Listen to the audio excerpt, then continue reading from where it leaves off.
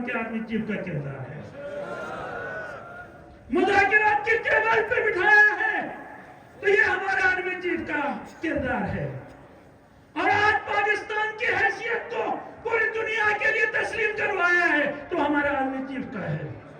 اور حکومت بھی آرمی چیف کے ساتھ ساتھ شانہ بہ شانہ کھڑی ہے.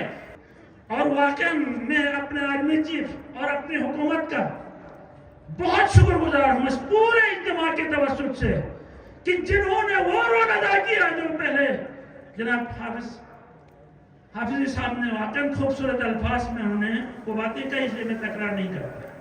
ہم شکر گزار ہیں آرمی چیف کے, پوری آرمی کے.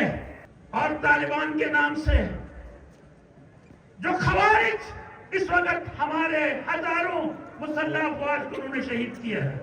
اور مختلف علاقوں میں جہاں نے دیکھیں ایران میں ہمارے رہبر شہید کر دیے گئے. ISI کے کمانڈر کا جنہوں نے مثبت رول ادا کیا. ہم شکر گزار ہیں MI کے کمانڈر کا جس نے مثبت رول ادا کیا.